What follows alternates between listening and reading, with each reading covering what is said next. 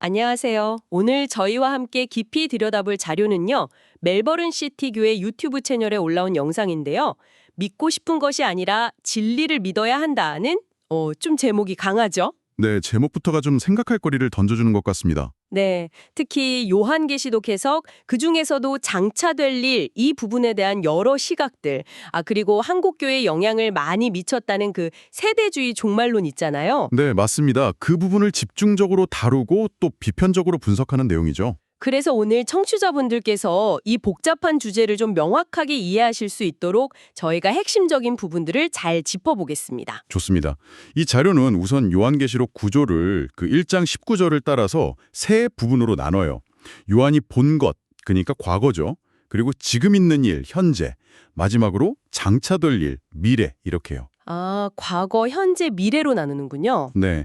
근데 이제 특히 4장 이후 장차될 일 이걸 해석하면서 휴거 개념이랑 자주 연결되는 세대주의 종말론 이게 어떻게 나왔고 특징이 뭔지 또 자료 제공자는 왜 이걸 비판적으로 보는지 이런 것들을 살펴보는 게 중요할 것 같습니다. 네, 그런 균형 잡힌 시각을 갖는 데 도움이 되겠네요. 그렇죠. 청취자분들이 그런 시각을 가지시는데 도움을 드리는 게 목표입니다. 그럼 우선 자료에서 말하는 요한계시록 구조부터 간단히 볼까요? 1장은 요한이 본 환상, 그러니까 역사적인 맥락으로 보고요. 네. 2장, 3장은 그 소아시아 7교회의 이야기잖아요. 이걸 오늘날 모든 교회를 향한 뭐랄까 보편적인 메시지로 읽어야 한다 이렇게 강조하더라고요. 맞아요. 현재의 중요성을 강조하는 거죠. 네. 힘든 상황 속에서도 하나님이 다 아시고 또 모든 걸 주관하신다는 걸 깨닫게 하고 지금 성도들이 어떻게 믿음을 지켜야 하는지 여기에 초점을 맞춘다는 거죠. 바로 그 현재적인 적용, 그게 핵심입니다. 자료에서도 2, 3장은 단순히 미래 예언이 아니라 고난 속에서도 신실하게 사는 거, 그게 성도의 본분이다. 이걸 강조한다고 봐요. 하나님께서 다 컨트롤하고 계신다 이런 확신을 주는 거군요. 네, 그런 메시지인 셈이죠. 그럼 이제 좀 논쟁적인 부분으로 가볼까요? 장차 될 일, 4장 2구요. 자료에서 특히 4장 1절, 이리로 올라오라 이 구절. 이게 세대주의 종말론에서는 환난 전 휴거의 근거로 자주 쓰인다고 지적하는데요. 네, 맞아요. 그 구절이 많이 인용되죠. 근데 이 해석이 왜 문제가 될 수 있다는 건가요? 자료에서는 이 구절이 교회 전체가 휴고되는 걸 말한다기보다는 요한 한 사람을 하늘로 불러서 앞으로 있을 일들을 보여주는 장면이다. 이렇게 보는 게 문맥상 더 자연스럽다고 주장해요. 요한 개인에게 보여주는 장면이다. 그렇죠. 그래서 여기서 세대주의 자체를 좀 더 이해할 필요가 있는 건데요. 이 자료 설명을 보면 세대주의는 18세기 존 넬슨 답이라는 사람에게서 시작됐고 스코필드 주석 성경 이런 걸 통해서 확산됐다고 해요. 스코필드 성경 유명하죠. 네. 그리고 미국의 무디나 달라스 같은 특정 신학교들을 거쳐서 초기 한국 선교사님들을 통해 우리나라에도 상당히 영향을 미쳤다 이렇게 분석을 하더라고요. 그렇군요. 그럼 그 세대주의의 구체적인 특징들은 뭔가요?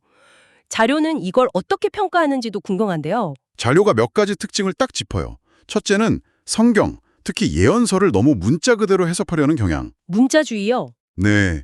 둘째는 구약의 이스라엘하고 신약의 교회를 완전히 분리해서 보는 거예요. 그래서 교회의 역할은 좀 일시적이다. 이렇게 보는 거죠. 이스라엘과 교회를 분리한다. 네. 그리고 셋째는 7년 대환란 전에 교회가 휴거되고 예수님이 공중과 지상으로 두 번에 걸쳐 재림하신다는 주장이고요. 넷째는 역사를 7시대로 나눠서 각 시대마다 하나님이 사람을 다루시는 방식이나 책임이 다르다 이렇게 보는 관점이에요. 와, 듣기만 해도 좀 복잡한데요. 그런 특징들이 구체적으로 어떤 문제를 낳는다고 자료는 보나요? 저도 이 부분이 되게 흥미로웠거든요. 네, 자료가 몇 가지 비판점을 제시하는데요. 우선 그 지나친 문자주의. 이게 요한계시록에 많은 상징적 표현들 있잖아요. 14만 4천 명이라든지 짐승의 뿔이라든지 네네. 이런 상징들의 본래 의미를 왜곡할 수 있다는 거죠. 둘째는 아까 말씀드린 이스라엘과 교회를 너무 분리하면 신약교회가 마치 하나님의 주된 계획에서 그냥 잠시 있다가는 존재처럼 여겨질 수 있다는 거예요. 성경 전체의 통일성을 해칠 수 있다는 비판이죠. 그렇게 연결되는군요. 네. 그러다 보니까 이스라엘 중심의 예언, 예를 들면 제3성전 재건 같은 게 다시 중요해질 거다 이런 시각으로 이어지기도 하고요. 성경 전체의 큰 그림을 보는데 좀 어려움을 줄 수 있다 이런 거네요. 그렇습니다. 그리고 셋째로 역사를 여러 세대로 나누고 시대별 구원 방식이나 책임이 다르다고 보는 것. 이건 구원의 보편성을 좀 약화시킬 수 있다는 지적이 있어요. 구원의 보편성이요? 네, 특히 자료에서는 은혜 시대라는 개념이 자칫하면 율법의 도덕적인 요구까지 좀 가볍게 여기는 태도로 이어질 수 있다고 경고해요. 그 예시로 동성애 문제에 대한 특정 관점을 언급하기도 하고요. 다 그런 위험성도 있군요. 그리고 또 계시록 2, 3장의 7교회를 역사상의 시대로 막 나누어 해석하는 것. 예를 들어 라우디게아 교회는 현대 교회 시대다 이런 거요. 이것도 좀 무리한 적용이라고 보고요. 그래서 결국 4장부터 교회가 안 나오니까 교회가 휴거됐구나. 이렇게 연결하는 오류로 이어진다고 비판합니다. 듣고 보니까 정말 우리가 그냥 익숙하게 받아들였던 해석들이 특정 신학적인 틀에 근거한 거였을 수도 있겠다는 생각이 확 드네요. 네, 그럴 수 있죠. 그럼 이 자료가 청취자분들께 궁극적으로 전하려는 메시지는 뭘까요? 가장 중요한 건 이거 같아요. 성경을 읽을 때 혹시 나도 모르게 어떤 특정 해석 틀, 여기서는 세대주의 같은 거죠. 이런 틀의 영향을 받고 있는 건 아닌지 스스로 좀 돌아보는 자세가 필요하다는 겁니다. 네, 성찰이 중요하군요. 그렇죠.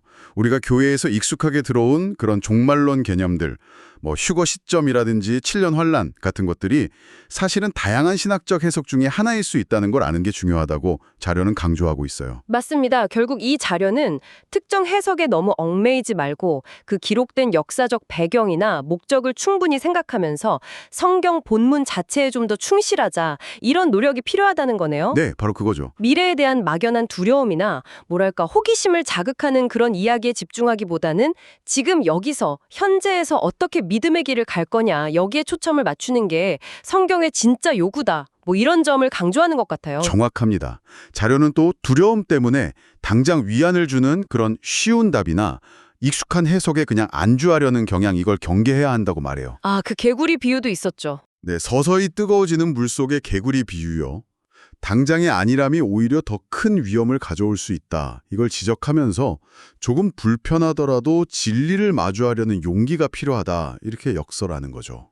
오늘 저희가 함께 살펴본 자료 요한계시록 해석과 특히 세대주의 종말론에 대한 상당히 날카로운 분석과 성찰을 담고 있었네요. 네, 깊이 있는 내용이었죠.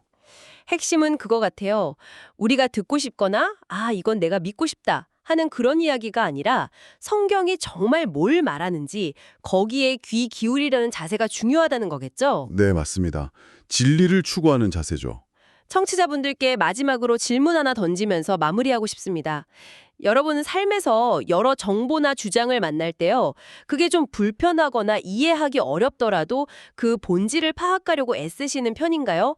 아니면 그냥 내 마음을 편하게 해주는 익숙한 이야기에 더 끌리시는 편인가요? 이 질문이 앞으로 다양한 정보를 대하실 때 스스로를 한번 돌아보는 그런 작은 계기가 될 수 있기를 바랍니다.